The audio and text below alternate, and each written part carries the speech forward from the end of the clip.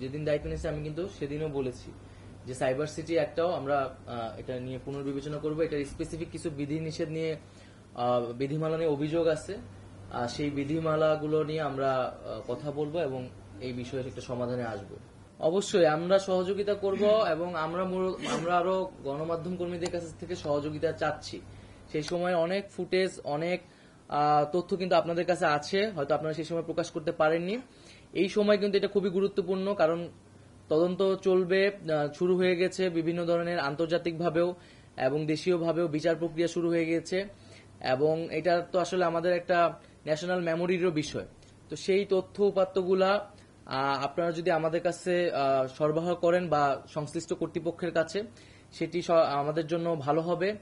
এবং আপনাদের কাছে আরো একটি রিকোয়েস্ট থাকবে যে আমরা এই মুহূর্তে যে ক্রাইসিসটা ফিল করতেছি, যে আহতদের পাশে দাঁড়ানো, সেই সঠিক তথ্যটা আমরা হয়তো পাচ্ছি না বা পেতে দেরি করছি, সেই জায়গায় আপনাদের সহযোগিতা আমরা আশা করছি।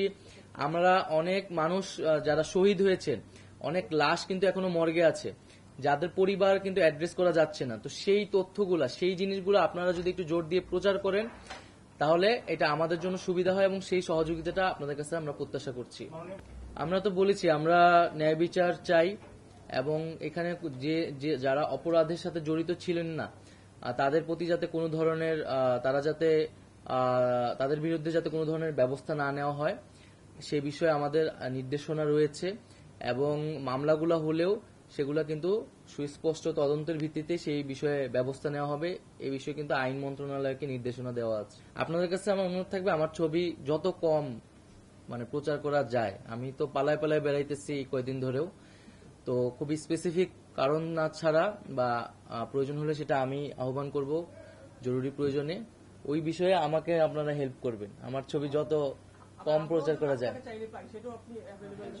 না, সেটা তো আমি আমার জায়গা থেকে এনশিওর করব।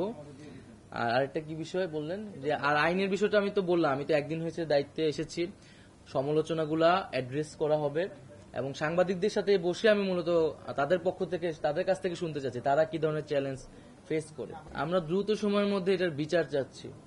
এটা নিয়ে আর কোনো ধরনের আমরা প্রহসন, এটা নিয়ে আর কোনো ধরনের টালবাহানা চাচ্ছি না।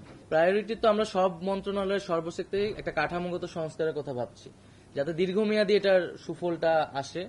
এবং যেই পয়েন্টগুলো আমরা বললাম, যে আসলে আইনের পরিবর্তন, তারপরে বেতনের বিষয়টা নিয়ে আলোচনা করা এবং হচ্ছে এই প্রতিষ্ঠানগুলা, এই অধীনে যে প্রতিষ্ঠানগুলো রয়েছে সেগুলোর একটা আধুনিকায়ন করা এবং সার্বিক কাঠামো সংস্কার করা। অবশ্যই আমরা তো বলেছি যে দুর্নীতি, স্বজনপ্রীতির কোন স্থান আমরা এখানে দেখতে চাই না এবং প্রতিষ্ঠানগুলোকে সম্পূর্ণ নিরপেক্ষভাবে আমাদেরকে দাঁড়া করাতে হবে এবং সাংবাদিকদের প্রতিও গণমাধ্যমের প্রতি আহ্বান থাকবে। গণমাধ্যমের সবচেয়ে বড় শক্তির জায়গাটা আসলে নিরপেক্ষতা। এবং আমরা যে আমাদের বাংলাদেশের গণমাধ্যমের পরিস্থিতি দেখি, যে এক ধরনের আওয়ামী লীগ বিএনপির মতো গণমাধ্যমে হচ্ছে এই ধরনের দুইটা ভাগ থাকে।